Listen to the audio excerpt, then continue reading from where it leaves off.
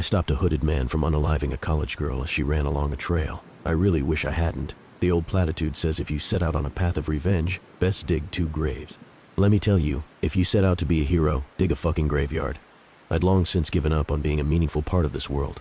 A lucrative career was traded in for the joys of freedom and isolation. Friendships and potential connections abandoned by the wayside to avoid the continual pain and disappointment. The realization that there really isn't much purpose, and that's okay.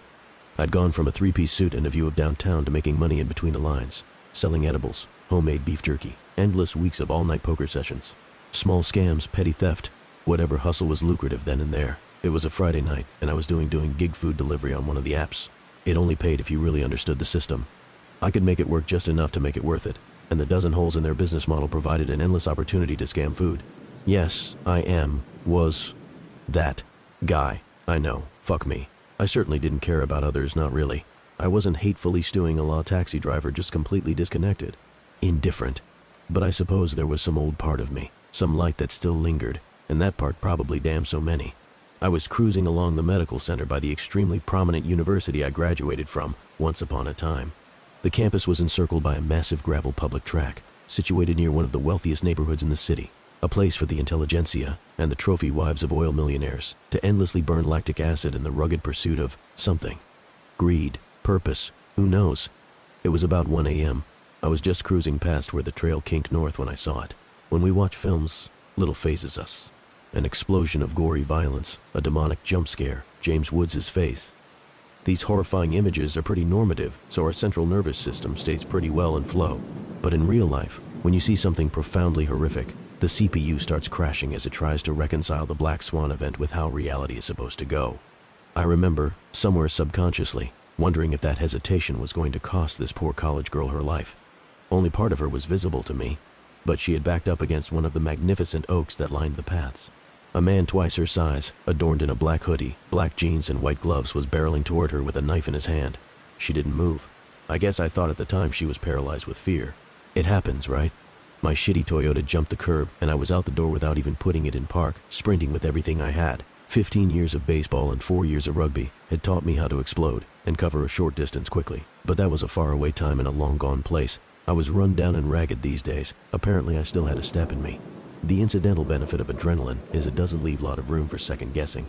Instinct snaps up the controls. We'd probably all be better if that were the case most of the time. Not much thought went into spearing him right in the side and slamming him onto the gravel path. I could hear what I thought was sobbing behind me. It felt like blood was pulsating in my ears, denying me my hearing. The whole world sounded like if Charlie Brown's parents had done a few whippets. His screams were inaudible wah-wahs. The attackers certainly had size on me, but I'd spent a good chunk of my life getting into fistfights, even won a few too. Heaven hates an Irish temper. The element of surprise and my ruthlessness really saved the day. He tried to use his superior size to flip me over as my knees dug into his chest. I drove down, using my stocky frame and low center of gravity to hold tight, and slammed a fist into his exposed neck. I ignored his gasps and flailing. A punch to the nose, now the eyes. Spasming like a salted slug, he finally managed to fling me off him. He was off like a rocket, tearing into the night. Tough piece of shit, I remember thinking. My gut said chase him down, the hunter following the blood and tracks of a deer leaking from a body shot. But when I looked back and saw her, I knew I couldn't. She looked off. There was fear, so much fear, but it felt like a mask, sobs that felt like a recording, professions of thanks that seemed overly enthused. A pantomime. She flung her arms around me. I called the police. They came and took her statement. Sally Rigby was her name, a senior, majoring in computer science and Chinese language. Sally Rigby was the future, and I, a shell of a person, a glorified worm, an unplugged toaster, had saved her. We told the police everything we knew. He was black, and given Sally's adorably white disposition, meant the police would actually pursue this with vigor. They found his knife in a bush a few feet from where we tussled.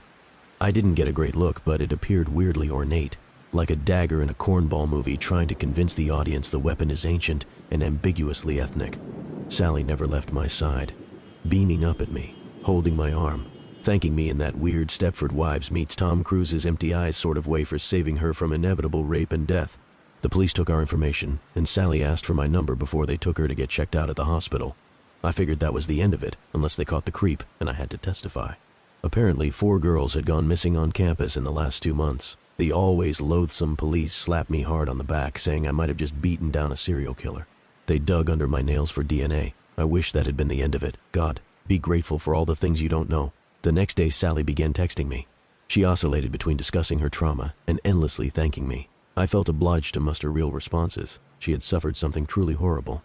I might not have a kernel of faith in humanity, but I wasn't a monster. I wasn't. By the second day, the texts her turned flirtatious. Compliments I would never expect. Questions about my life, my past, my hobbies, my beliefs. I called her. I was worried one of two things was happening. Either she felt she owed me something to make me feel good, or she was becoming attached to me as a sort of trauma response. Neither was a good path, so I wanted to nip it in the bud as gently as possible. This had nothing to do with delusional narcissism on my part. I took this line of thinking, dear reader, in large part because, well, in no possible other scenario would Sally be interested in me. And who could possibly blame her? She was 23, more than 10 years my junior. Blonde, fit, brilliant, witty, gorgeous, vivacious. I was a broke-down car that somebody threw a shitty paint job on. Nihilism, whiskey, and a degenerate lifestyle do not a pretty visage make, and surly to boot. The plan derailed quickly. Sally insisted we go out that night. A vibrant restaurant and bar I sometimes picked up orders at. A sea of humans bolstering plastic smiles with the false hope only ethanol can provide. Every time I tried to break through to explain, she talked over me with greater exuberance. Finally, I snapped. Sally, I'm like 40 pounds overweight, run down, not particularly pleasant, way too old for you. You don't owe me anything. You do the right thing because it's the right thing. I don't want someone to go out with me out of obligation. There was a long pause. It felt angry, pregnant with rage. I genuinely like you, Pappy. I'll spare you the masturbatory recounting, but she heaped an avalanche of compliments, putting up a fierce argument oozing with sweetness. I gave in and met her 2 hours later. I never imagined the date from hell being taken in the literal sense. We never even made it inside. While we waited for a table, our conversation took one wild turn after another. So many common interests and hobbies. Similar perspectives, though hers a significantly softer version. An uncomfortable amount of similarities coming out of left field. That should have been a red flag, but the Venus flytrap doesn't go hunting now, does it? Pappy the Fly, they call me. A few whiskey sours while we waited, and pretty soon we were slammed up against a wall in the alley. While I was kissing her neck and running my hand slowly up her leg, she whispered in my ear. I expected a sensual moan, maybe a little dirty talk. Nope. I jumped about 4 feet back. What she said didn't make much sense then, but it was her voice. Imagine the screech of an angry goat mixed with the hoarse gasp of lifelong smoker battling emphysema. Now throw in the squeal of a slaughtered pig and a demonic baritone that would have bested Johnny Cash. That is what I heard in my ear, and that is why I jumped back. They're here, and I want you to watch what you wrought, you empty thing. I stared at her as she transformed. It wasn't like the movies. Bones didn't stretch and squeal. Skin didn't inflate and shift. It didn't have the feel of slow animation. 1 minute a solid 10 and a slinky black dress was there, and the next, hell's special little abortion stood in her stead. My first thought was, I just made out with a fucking gorilla, and that I'd be the first person to say that in retrospect literally. A 7-foot ape completely covered in crisscrossing black and white hair glared me down. But this wasn't George of the Jungle. This was an acid trip gone horribly awry. 4 eyes, each a different color. Red, sapphire blue, a deep purple, yellow, in a perfect line across the forehead. An impossibly large mouth with a single tooth descending nearly 6 inches out of the creature's mouth clicked against its twin that shot up from its lower gums. A single horizontal slit for a nose, and with every fresh breath, black smoke came pouring from it. Where ambidextrous paws should be were massive, humanoid hands, almost comically large. The creature rested on the outer palm of each one. Protruding out were at least 25 fingers, each ending with a bone jutting out, sharpened to an infinitely fine shank tip. I just stood and stared. You can't outrun the tsunami. You can just sit back and enjoy the last moments in the sun. They came in screaming, each clutching the same odd knife. A sea of men in black hoodies, black pants, and white gloves. Every swing was batted away as the creature moved with impossible dexterity. It ripped a man's head off and ate it with a single crunch. A swipe of one hand disemboweled another. 2 hands smashed a chest, turned the man's body gelatinous. One by one, the small army was eviscerated in ever-escalating displays of grotesque violence. I was frozen. The thing began what I suppose was a laugh midway through the maelstrom, with that voice that felt like a kidney stone zigzagging through my body, echoing, "You did this, you did this, you did this," gleefully, as it turned burly men into viscera with ease. No knife came even close to striking what was Sally, and the ground was littered with them, along with every organ imaginable. I picked a dagger up, not to test my abilities against whatever the fuck this nightmare was, but to just cut my throat. I felt a hand, strong but human, stop me and pull me away, and we were running, the sounds of ghoulish laughter and human skin being ripped off not far behind us. After what felt like miles, we hid in an alley. The man took off his hoodie, and I finally got a glimpse of him. It was the attacker, The one I stopped. His eyes looked badly damaged, his nose was still askew. I had done a number on him. It dawned on me then that might have only been because he didn't want to hurt me. What have I done? My whisper held more emotion than I'd expressed in the better part of a year. You couldn't know. His accent was African, though in my ignorance I could not place it. What the fuck is she? The man steeled his gaze. That is no she. That is not even an it. We have a word for them, but there's no real translation to English. The closest thing is decayed whore. Decayed whore. Before white men, before Christ, there was a small village in what is today Uganda. What the villagers thought was simply a man, a traveler, passed through the village. When he asked for water, he was given water. When he asked for food, he was given food. When he asked for souls, the villagers chased him far off, into the night. All he did is laugh as he ran. Then came the decay. The rains never came. Crops withered away and died. Any trace of game to hunt disappeared entirely. Sickness never seen before stole the life from children. Every night, booming laughter could be heard echoing in the sky. The minds of the villagers began to twist and knot. Finally, the man who was not a man passed back through when the remaining villagers were summoning their strength to try and migrate somewhere where life persisted, where hope still lay.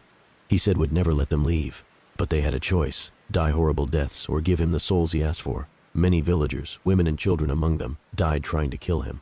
This man that was not a man, this wandering demon of the ancient world, those who refused him, he let live to rot away. They and the others died heroes. 11 villagers did not. They agreed, gave up, surrendered their souls. He chained their bodies together, dragged them into the mountains. No one knows what he did with them, but by the time he finished his dark works, they had turned into monsters. The demon added insult to injury, bastardizing the sacred, peaceful form of the gorilla into something only pure evil could imagine, let alone wrought. Those amongst us that hunt the 11 are the descendants of those who found the villagers who lived before they died horrible, agonizing and slow deaths. When our ancestors went to dig graves for these poor souls, they found buried in each hole the same dagger, put there by some spirit of the earth or heavens, we assume. A chance to rid the world of what should never have been.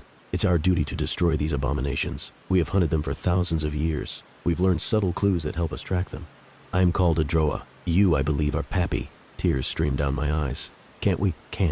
We find her when she turns back into Sally? Kill her then? Adroa sighed wearily. There is no Sally.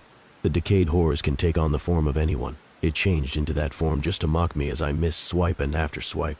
It was just playing with its food. I thought I had surprised it just this once, in time to kill it. The real problem is, they like to take up roost. Unadulterated violence and stark terror have become boring to them. They like to establish a hunting ground, pick through a population, drive up panic. It's a game to them. Subtlety that creates fear they can smell, laugh about, marinate in. Then they corner their prey and quench their bloodlust. But it will eat up all the organs and lick up all the blood of tonight and tomorrow. It will move out of its form and walk among those students, playing its sick game. More will go missing, ripped apart, eaten. Adroa looked completely defeated, but a single glance in his eyes told me he'd never give up. He'd die upon his sword, or dagger as it may be. Adroa, you said there were 11 decayed whores in the beginning that came down from the mountains. How? Many have your people killed? His head dropped in his hands, a dagger listlessly hanging at his side. None. I gave a college interview. Something was really off about the girl I interviewed. I'm an alumni interviewer for my alma mater. This year we've been conducting most of our interviews online. It's been a lot of fun. Until I got Casey. On paper, Casey looked like a great fit for our college. Great ACT scores, lots of extracurriculars, and some prestigious art awards. But as soon as she joined the video call, I knew it wasn't going to go well. She was using one of those awful beauty filters. During an interview, and not a basic one with lipstick and eyeshadow. One of those creepy subtle ones that makes your eyes slightly bigger and your skin unnaturally smooth. I tried to ignore it. Tried to pretend like she didn't look like some mannequin-esque woman come to life. So Casey, why do you think you would be a good fit for C University? I asked, forcing a smile. I love the art program, she said. As she spoke, the filter seemed to glitch. Her mouth moved strangely as she formed the words. Must be that teeth-whitening filter. Her teeth were white, like glowing, like Ross from that one episode of Friends white. Okay, you love the art program. What about it do you like? I love the program's focus on real-life models. Okay, at least she was prepared. Researching our specific program meant she was pretty interested. I jotted down a note. Seems interested. What type of art do you specialize in? I like to paint. You like to paint? What specifically? Portraits or landscapes? Faces? Oh, so portraits. No, I like to paint faces. She said it in this aggressive tone, like she was correcting me, and annoyed that I'd made such an egregious error. I almost asked, what's the difference? But then decided it might make me look stupid. Okay, that's really neat. I jotted down. Likes to paint faces, not portraits, faces. Why do you like to paint faces? I think they're fascinating, she replied, her two large eyes boring into mine. Okay, that's good. Kind of a strange personality, I added to my notes. Tell me, Casey, what do you like to do in your spare time? For me, this was the perfect barometer of a candidate. Lots of smart-ass kids would try to outsmart me on this one, and say things like learn or read books or try to cure cancer. Others were totally oblivious and answered things like partying with friends or Instagram. The really good ones were in the middle, the ones that said things like hiking or playing piano or visiting grandma. She stared at me for a moment, the light in her eyes strangely elliptical from the filters stretching them out. Then her mouth opened, lips moving strangely over her two white teeth. I like to paint faces, but what else do you like to do in your free time? She paused, her face blank, almost like she was confused by the question. Do you maybe like to hike or hang out with friends or... Faces are just so fascinating to me, she interrupted, her tone soft, the way the nose protrudes from the cheeks, the way the eyes glisten in the light. The way the mouth stretches and curves, showing so many different expressions, she continued, her tone growing faster, frenzied almost. The emptiness of the forehead, the intensity of the eyelashes, the curve of the chin, I held up a hand. Yes, I understand you like to paint faces, but can you, I trailed off. This girl was really weird. Half of me just wanted to click the end call button right now, with no explanation. But I had a duty, right? A duty to fairly interview this girl and write up a letter about her to the admissions committee. Here, how about this? If you had the next 24 hours off and unlimited money, what would you do? She smiled, lips stretching to show off those bright white teeth. I'd paint a face, she said, smiling wider by the second. Yours. Chills crept down my body. What? I'd paint your face, she continued. I've been looking for a new one. And yes, the brightness of your blue eyes, the curl in your hair, the soft lines around your eyes that show wisdom. It's perfect. Perfect. I clicked end call, and then I sat there, half terrified and half perplexed, staring at my desktop. My fingers still on the touchpad, ice cold. Because in that split second before the call ended, the filter glitched. Smooth, perfect flesh gave way to something gray and bony. Blue eyes flashed sickly yellow. White teeth jittered to pointed fangs. Casey, it seemed, was quite good at painting human faces. My college has frequent lockdowns. This time, they're not letting us out. Brynhorn College is a very small country college plopped down quite literally in the middle of nowhere. With a student body that barely exceeds 500, it's basically a speck of dust among the miles of forest surrounding it.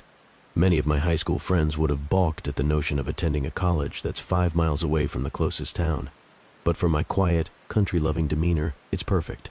So when I got my acceptance letter to Brynhorn College in April, I was ecstatic. The rush of packing, course selection, finding a roommate, and obtaining financial aid was stressful, as one would expect. But as soon as I set foot on campus, all of my stress melted away. I don't know what it is about this place, but everyone just seems happier here. The way people talk, the little skip in everyone's steps as they walk, the professors are all passionate. Even the food here tastes happier. Unless you come to Brynhorn College, it's hard to explain. But one thing's for certain, I had found my perfect match. As with all small colleges, however, Brynhorn College has little quirks that are also hard to explain. The main one is what we call periodic lockdown. Periodic lockdown is the kind of thing that seems ridiculous when you really think of it, but everyone is almost too afraid to joke about it because of how serious it's treated. I'd first heard about it during orientation. Until then, our orientation leaders had been all sunshine and rainbows, but a dark cloud came over their faces when periodic lockdown came up.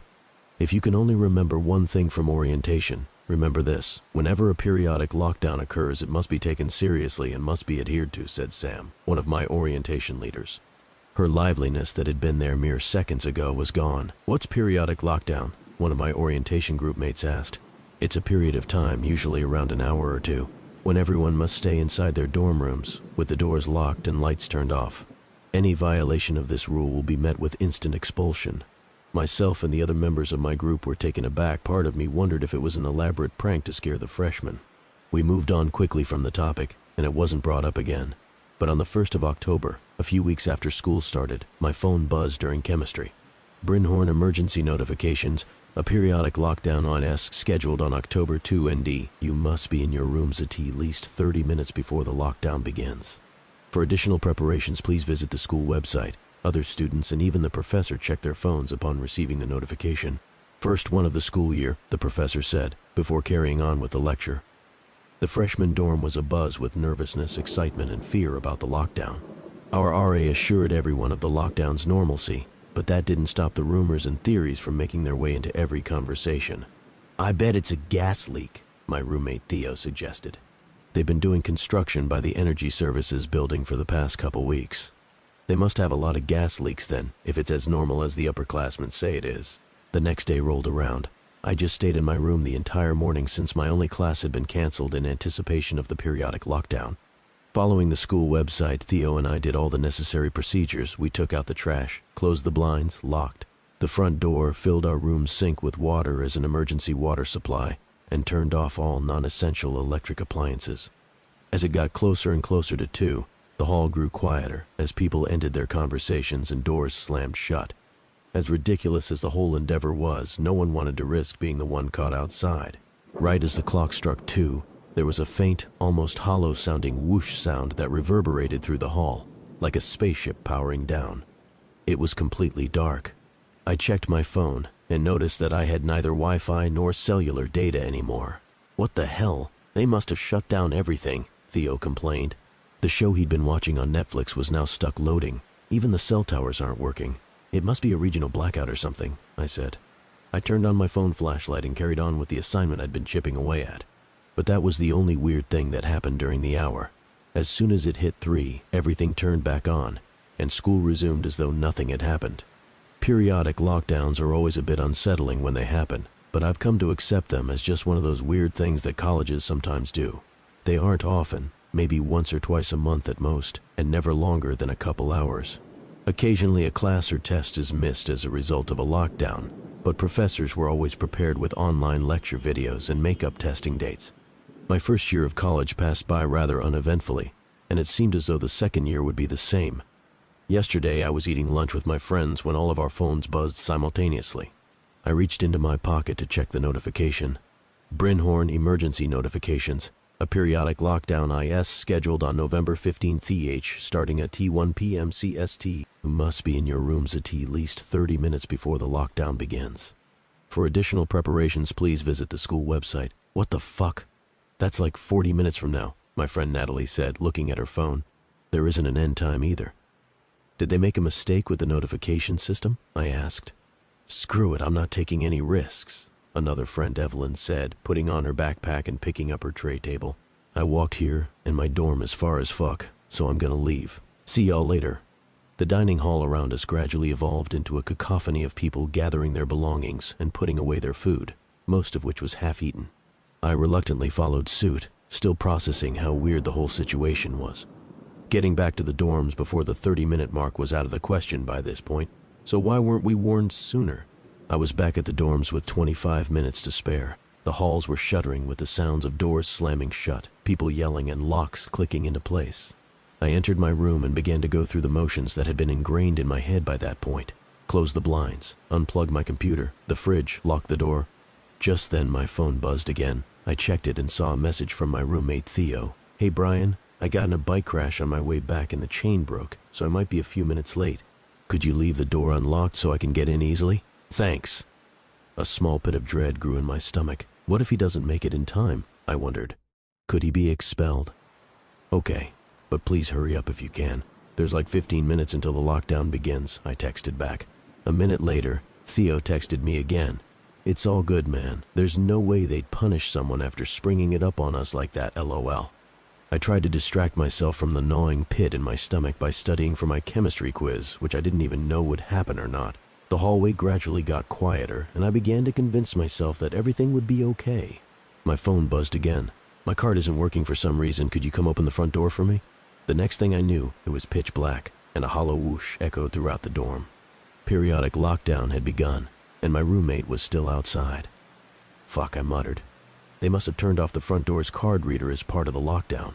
What happens to Theo now? Does he just have to wait outside until the lockdown ends? I thought about leaving my room to go open the door for him. Maybe no one will notice us if he gets inside fast enough. But what if we're both caught? Why risk getting myself into trouble when I'm safe right now? Not to mention, who knows what the periodic lockdown is for? Maybe there's some kind of animal outside that could be dangerous. But then isn't Theo in danger? What if whatever's out there gets him? My head swam. I turned my phone back on and tapped my browser app, which was thankfully already open to the periodic lockdown information website. I scrolled through the frequently asked questions section and found what I was looking for. Question: what should I do if someone else is out of their room during periodic lockdown? Answer: remain in your room no matter what, and keep the door locked. If someone knocks, don't answer the door. Don't let them in. My eyes fixated on the last few words. Don't let them in. That's when the feeling in my stomach went from gnawing to nauseating. My roommate didn't make it back in time, and now I'm supposed to make sure he doesn't make it back at all. And I don't even know when this will all be over. I played some games on my computer, occasionally checking the clock. 1 hour passed, then 2. A small part of me hoped the lockdown would end by the usual time, but I should have known by now that this was an unusual lockdown. With the remaining time uncertain, I turned off my computer to save battery and sat in the darkness, thoughts consuming my brain. Even the faint slivers of light that crept from the blinds were waning. I didn't dare open them. I checked my phone. 5:16. The previous longest lockdown was less than half this time. I drank the rest of my water and went to refill it at the sink, feeling my way through the pitch-black room. Then ice shot down my veins as I remembered the last step of lockdown preparation, something I had forgotten about in my haste: the sink. Praying for a miracle, I turned on the faucet.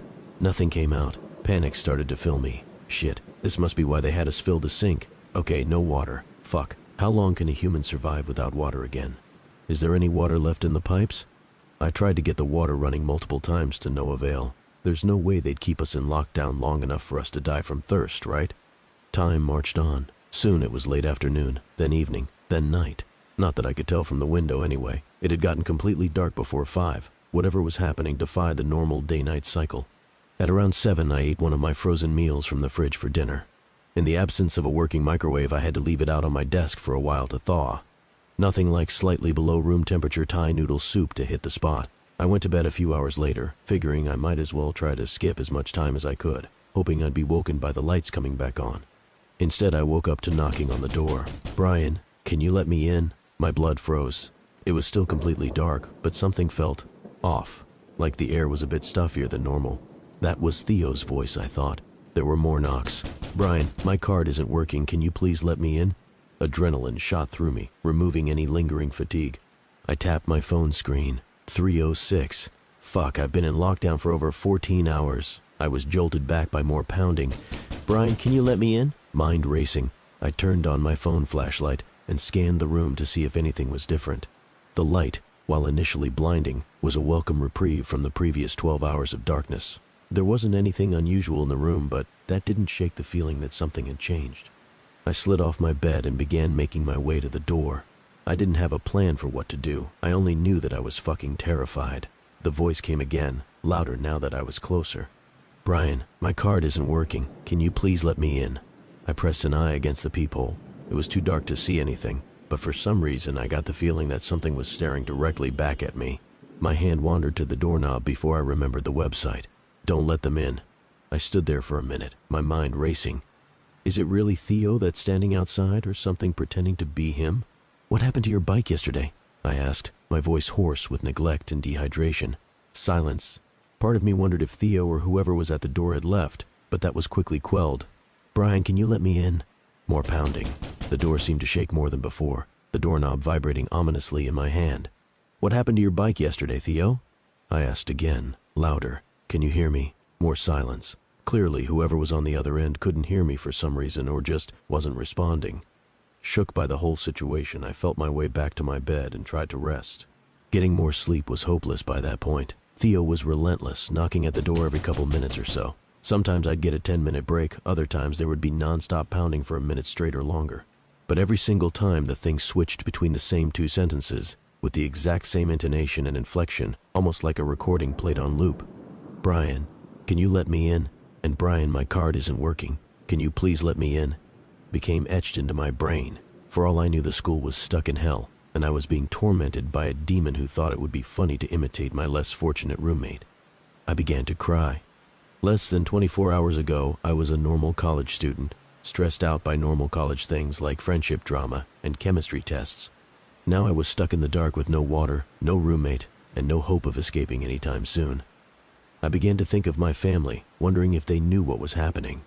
Maybe the FBI will start investigating and rescue us all. Brian, I've been stuck outside all night. Please open the door. I froze again. The looping of the other sentences had blended into the background such that this new one stuck out. What does that mean, I wondered. I'm fucking starving and thirsty and I'm all alone out here, Brian. Please let me in. The desperation in the voice put me on edge more than anything that had come before. I checked my phone again. 7:15 a.m. The room suddenly exploded with a flurry of knocks, so much that I could hear the door groaning from stress. Brian, please! They're going to GET me if you don't open the door right now. Theo, what the fuck is happening? I shouted from my bed. Silence again. My ears strained to listen. Then came Theo's voice again. Quieter now, but still clear. Dude, I wish I knew. I got stuck outside, then I somehow got in, but none of the doors are working anymore. Brian, I was literally in the hallway all night. It's so fucking dark out here, and I think there's something out here with me. What's out there, Theo? Are you okay? I slid off my bed again to head to the door. I don't fucking know, but I'm fucking scared, Theo shouted. Then came muffled, almost inaudible, sobbing sounds. I just want this to be over. I just want to be... Theo, I'm coming, I said, my heart wrenching, my cheeks still wet with tears. But fear lingered in me. I'll open the door, Theo, promise. You just need to answer one question, all right? Theo sniffled. Okay, what's the question? What happened to your bike yesterday? Silence again, and more of it this time. I stood by the door, heart beating out of my chest as the minutes ticked by. 5 minutes, then 10. This is the longest it's been quiet so far, I thought. Why is Theo taking so long to respond? Then, just as I was about to retreat to bed, can you please just open the door, Brian? Answer the question, Theo, I said, my voice shaking. Please let me in. Theo's voice sounded almost robotic now. I began to back away. You're not Theo. You can't remember what happened to him. I was on the verge of tears again. There was pounding on the door. Please, Brian, please, I can't stay out here. I went back to my bed and stuck my head under the pillow, hoping to drown out the sounds. There was more pounding, and even through the pillow I could hear the muffled, please, Brian, please, on repeat. That's not Theo, it can't be, he'd remember, right? But then my mind wandered back to the pain and desperation in his voice. It felt so real. Clearly whatever was imitating him knew how to act. I must have fallen asleep eventually because the next thing I knew it was quiet and noon. Time clearly worked differently now, however, because my window was still completely dark. This was the time that I truly began to fear for my life. Lockdown had now been going on for a full day, and there was no sign of it stopping anytime soon. I'll be dead in 2 days if I don't find something to drink. I tried to think of ideas, a slight headache starting to set in from dehydration. I felt my way around the room, not daring to use my phone flashlight anymore. I reached under Theo's bed and felt something smooth and metallic. I nearly cried from joy when I realized what I had found, a full soda can. I felt around more and counted 2, 3, 4 cans of Pepsi Max soda. Thank God for Theo's sugar addiction, I said to myself. The soda might be enough to get me through an extra day or two, but beyond that I know I will have to think of something to get myself out of here. And so I'm doing the only thing I could think of. I'm turning to the internet. Even though there is no Wi-Fi or cell service, I hope that somehow, some way, my story will get out and I will be rescued. And if you're reading this, that means it did. But there's one more thing before I'm all caught up. While I was writing this story, Theo came back again.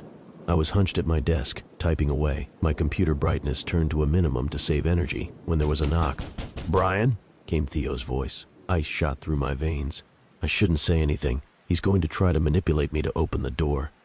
I tried to focus on typing, but found it hard to do so. More knocking. Brian, please, I know you're scared. I'm sorry if I scared you, all right? I didn't move or speak. My vision blurred from adrenaline. Listen, Brian, I don't know what's happening. It's like my memory got wiped or I don't know. But I really don't want to stay out here, please. More silence. I typed a few more words, but found that I couldn't think of more. There's something out here. I don't know where it is right now. But I hear it going from room to room sometimes, knocking on the door.